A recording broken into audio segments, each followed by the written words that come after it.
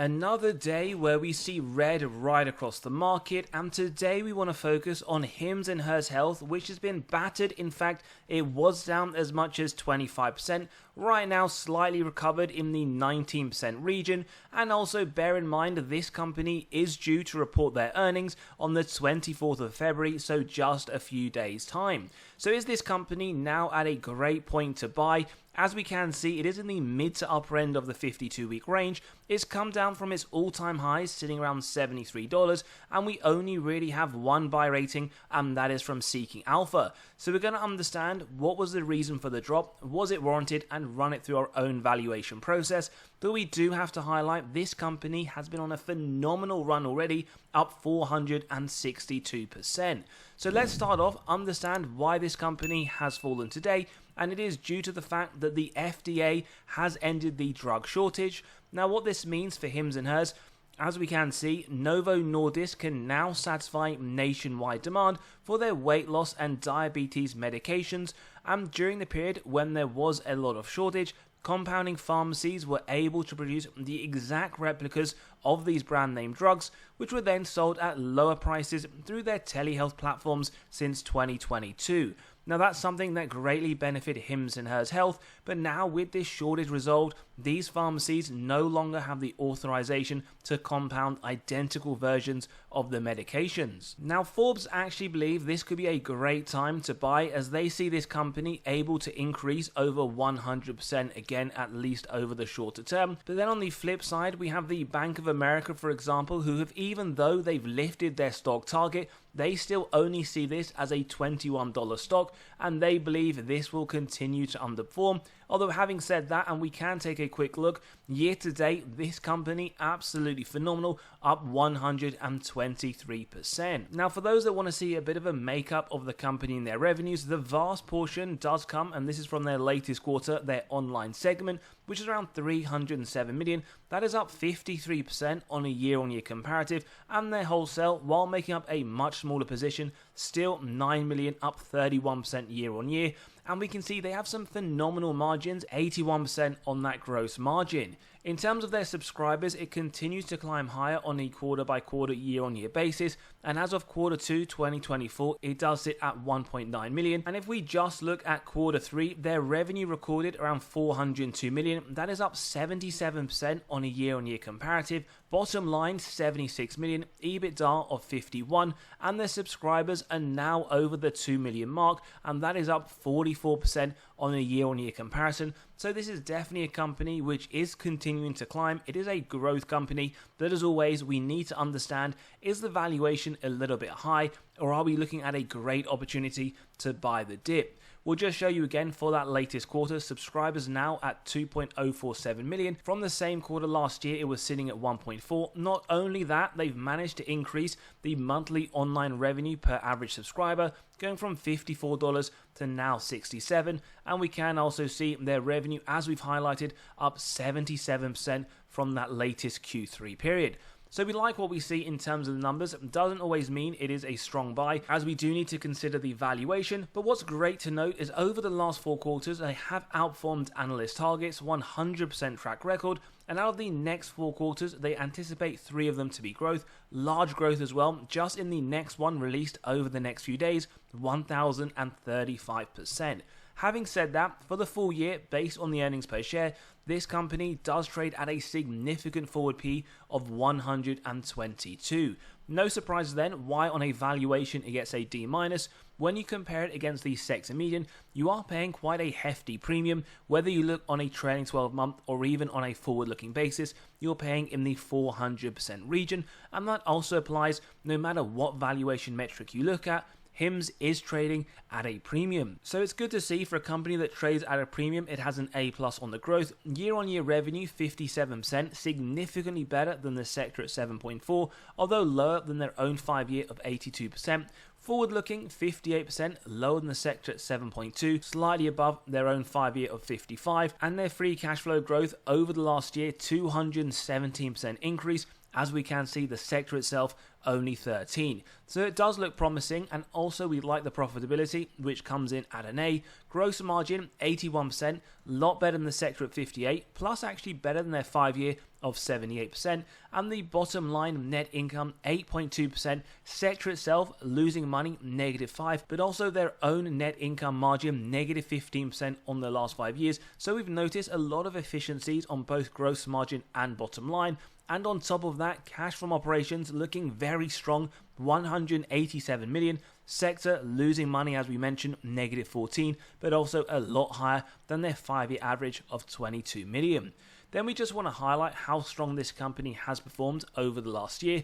If you compare it to others in the healthcare service, we actually note, and probably no surprises, it has been the best performing, but also by quite a significant distance, as we highlighted earlier, up 448%. But as we all know, past performance is not an indicator of the future. Now, institutional ownership, 64%, around 800 million worth of sales over the last year, but we do get more buying at around the 1 billion mark, and we also notice in the most recent quarter, institutions have been buying a lot more, pretty much double, so they are very bullish on HIMS and HERS Health.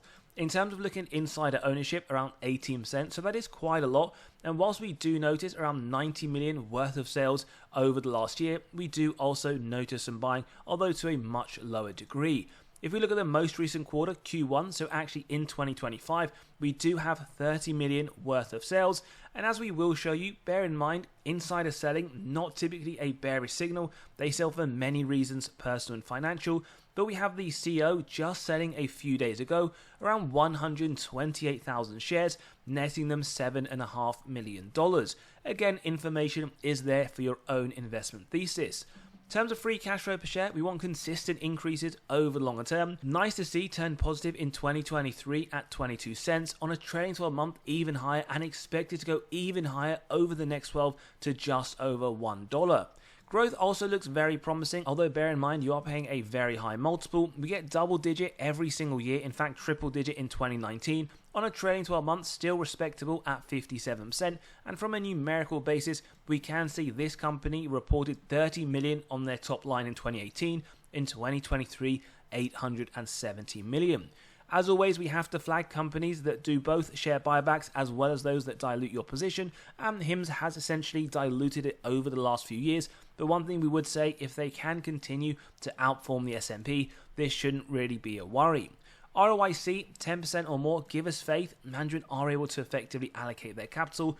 Now, it's been negative over the last few years, which means they haven't been able to turn a profit, as we will highlight shortly. On a trailing 12 month though, good sign, turning positive at the 10%, which is really what we want at the bare minimum, so hopefully they can keep up that momentum. Again, no surprises, operating margin has been negative. As we've said, they have reported a loss, but on a trailing 12 month and based on their data for 2024, we are expecting things to turn around and for them to be profitable and report positive margins. Free cash flow margin though, over the last year and on a trailing 12 month, we are seeing positivity, and in fact it is at the 5% bare minimum in 2023.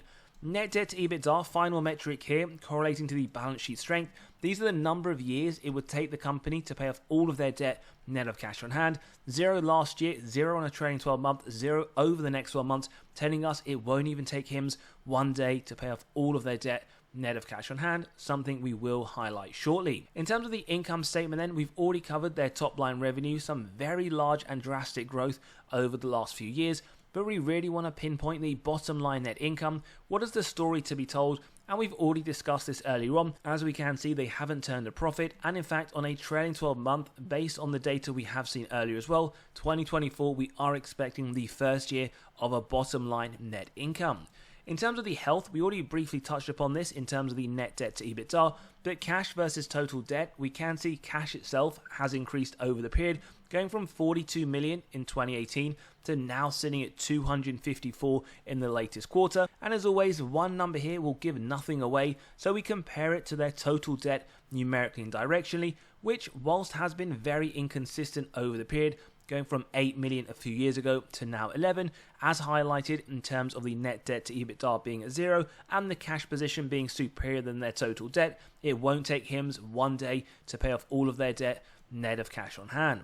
Then we'll just get to the cash this company does generate from operations. Vast majority of the period it has been negative, but nice to note in 2023 and on a trailing 12 month, we do see this turn positive, something we do expect to continue from here on out.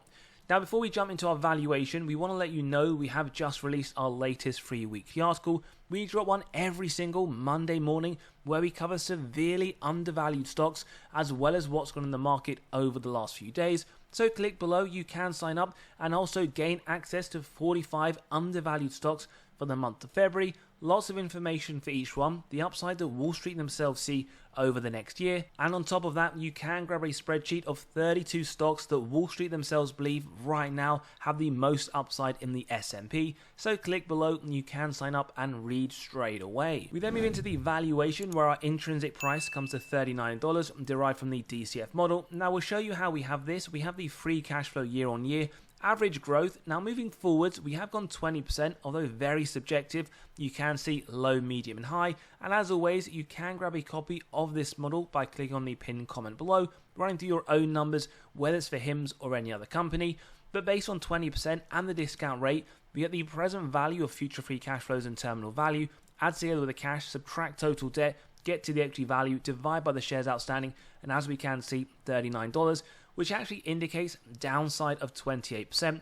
And for full transparency, we'll show you, for those that believe that is way too high, at 15%, intrinsically $29, downside of 46, and for those that see 25%, around $52, not far off the current trading price. So you could argue right now, if you are buying this company around $52, you do see around 25% baked into the numbers in terms of free cash flow growth over the longer term. Like we said, if you grab a copy, for example, you can put in here 40%, which would make this share price around $120.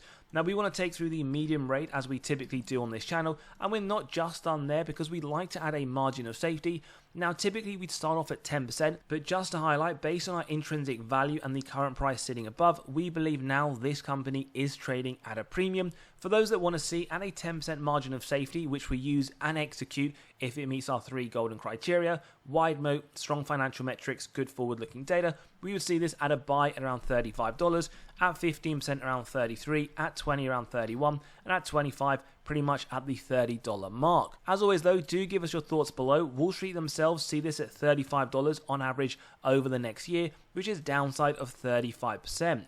Is this one you agree with? Maybe this one you have sold, maybe you're holding, or in fact, you are looking at an opportunity to buy this growth company. Let us know below, and don't forget to sign up to the free weekly newsletter, grab those spreadsheets, come and join us in the Patreon where we do cover our weekly buys and sells. We have been buying and selling given the volatility, and as always, have a great day. We'll see you all on the next one.